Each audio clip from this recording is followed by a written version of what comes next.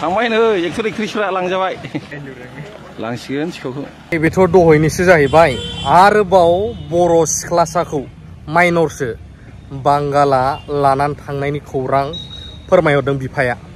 बिराद दुखु गोनां माइनर होनोब्ला बुजिखायो जाय 18 बोसोर बैसोनिबो उन्दै बिफाया मा फोरमायदों आं नोंथांमोननो देखायगोन सियरलि बिनिफ्राय नैबे आं जे जायगायाव दंफैयो बे जाहैबाय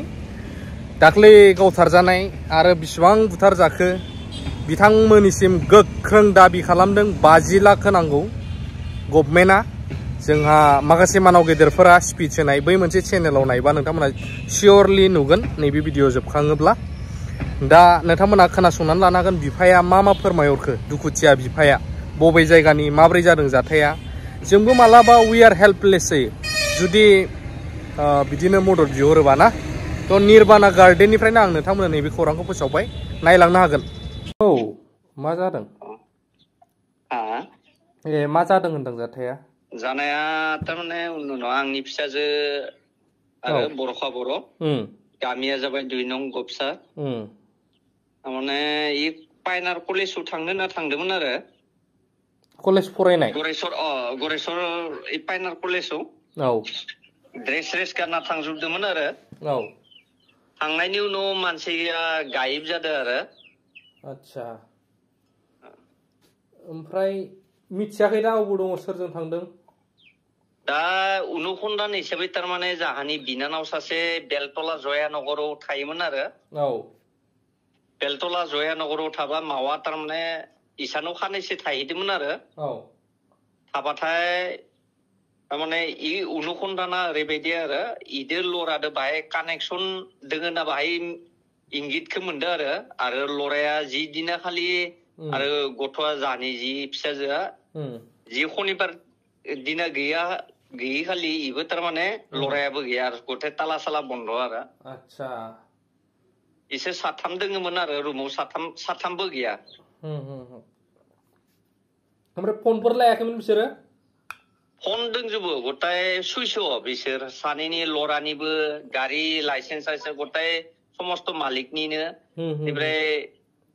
जि घर मालिकनि जि घर मालिकनिया जोंनि बर' मानसियानो बथामारि खैराबारि बथामारिनिनो बिनिनो आरो मालिकनिया 4 ताला बिल्डिं दोङो ए जयानगरमोन आरो दा खन्देयाव जों 108 सलायो आरो लराया मेडिकेलनि मुस्लिम मुस्लिम आच्छा दा इनिफ्राय इ मानसिनिफ्राय थारमाने जों दा थिक माबाखौ मालिकनियाबो हरबाय आरो PAN card Aadhaar card I card दा इसोर थिनाया लायसे थारमाने गथाय माबाखा आरो इया बन्द दङ आरो रुमा एखे माबायावनो थायोमोन आरो इसोर दा इ मथे उनुखन्दान हिसाबै थारमाने हमदो आरो जों इनिफ्राय जों पुलिसनो एजाहार होना फैदो आरो केसाबो रेजिस्टार जादों होनना बुंदो इसोर इनिफ्राय प्राय इसोर गमबो मोनदो होनना बुंदो आरो किसु एड्रेसबो मोनजोब्बाय मात्र इसोर साइटआव दोङो मानसिखौ मोनाखै आरो गथ'खौ मोनथ'वाखै दिहुननो हाथ'वाखै आरो बे मबाइल अन जाबानो मोनगोन बिसोरखौ नायनो होबा ट्रेक खालामबा दा इसोर मबाइल अनखौनो खालामाखैना पुरा सुइच अफ जाना दंबाय थायो बोरै लोगो मोनहैखो बे गथ'आलाय ओमफ्राय नोंसिना हिनजावसाया नोंसिनि हिनजावसाया बोरै लोगो मोनहैखो बिसोरखौहाय थारमाने जाहानि हिनजावसा फिसाजोआ थारमाने बिमानैया थायो जयानगराव गुवाहाटी जयानगर बेलतला थाबा थारमाने भारा रुमाव थायो आरो थारमाने मावा उसुबिदा जानायखाय जाहानि फिसाजोखौ थारमाने कलेजाबो बन्दखाय लांथ'दोंमोन आरो लांथ'नानै इनिफ्राय दा इनिफ्राय इयुनाव बाहाय लिथि पिथि आरो जितुनिखि जि 108 सलायनाय जि लरा होमबा खालिनो थारमाने इबो फुंनिफ्रायनो तालाया बन्द आरो रुमा बिसोर 3 थायोमोननो दा उनुखन्दान इगिदे हमदो आरो जिखिनि लिथि पिथिखौ नुदो जाहानि माबाखौ आरो फिसाजोनि जि माबाखै जिथुनिखि रायलायलाय थेनाय इसोर बिमानै मुवा बाहाय मिथिना हमदो आरो निस्सय थांदोबा इदिनो थांदो आच्छा बेबायदि दा इगिदि आरो इनिफ्राय जाहानि जितुनिखि जि बैनाय मावनि जितुनिखि हुवाया आरो इबो MLA नि गारि सलायो CPM अनन्त डेकानि गारि सलायो आच्छा इनिफ्राय दा इ बिस्राय गटाय दिहुनजोबदो एड्रेसखौ कारन जाना इनिफ्राय मेडिकेलावबो सोंहैबाय इथ' नांलायनानैसो सुटि लाना सेन्टार थांदो होनना न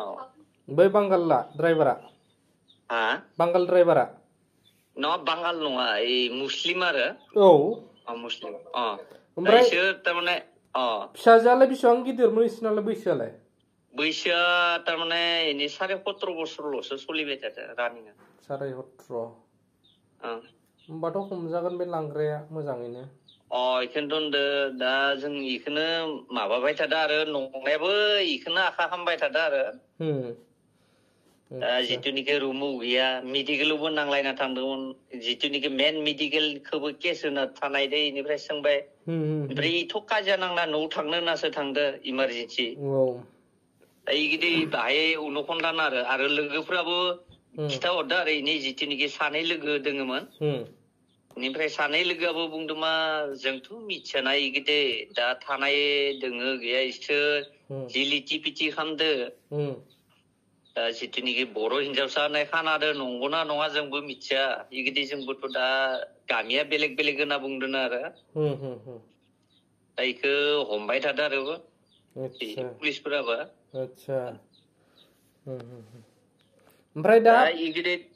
दा जों प्रुफखौ देखा देखि दाबो नुवाखै आरो मोनाखै रिपर्टखौ दा मा जाना दोङो दा मैया जों थानाव थांदोंमोन आरो बिमाजों आंजों बेनिफ्राय थांना बुंदों मा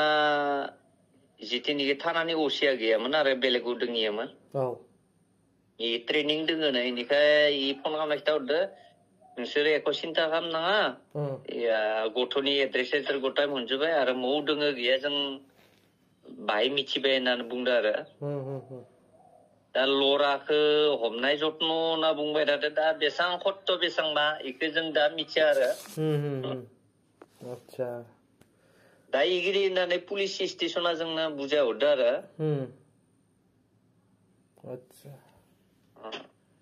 दा इनिफ्राय इखौनो मा जागोन इखौ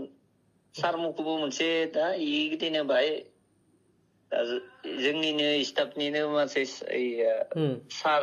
खासेखौ आं बुंदोंमोन आरो बाथ्राखौ बिदि मायबा उपाय दोङोबा माबाना हो होननानै फट' दंना गैया ओमफ्राय फिसाजोनि फट' दंना गैया कमप्लिटलि थानाव फटक कमप्लिटलि इनि आइ कार्ड पान कार्ड सब समस्त गथ'निबो लरानिबो होजोबदो इनिफ्राय प्लास हिनजावसानिबो होजोबदो आरो फटक गथाय होजोबदो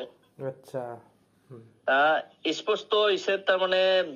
बुङाखै आरो थानानिफ्राय बा उमुक जागा तुमुक जागा इफोरखौ घखना खालामाखै एख' टेनसन लाना मात्र गथ'खौ उदार खालामगोन जों इखिनाखौ बुंदो आरो दा बेसेबां खत्त' जों दा हमनो हायाखै आरो इगिदि जादों आरो घटनाया दा इनिखाय बे सारखौ आं बाहाय खबर होनाय थांदो आरो इफोरसा बाहाय सहाय मोनगोन नामा माबाखौ फट'फोरखौ हरनानै दोनलाय सोरबा नुस'नो नामा गोमानानै दं होननानै बुंनानै होनो हागोन फट'खौथ' हरनो हाजोबगौ र' गासै फट' क्लियार दोङो गथाय माबाफोरा दंजोबखायो आरो हौवासानि गारिनि नाम्बार साम्बार कमप्लिटलि दंजोबखायो आइ कार्ड पान कार्ड भटार कार्ड सब दंजोबखायो अबे जायगानि हौवासायालाय हौवासाखौ खन्दे बिसोर बरपेटानि हमदो दा बरपेटा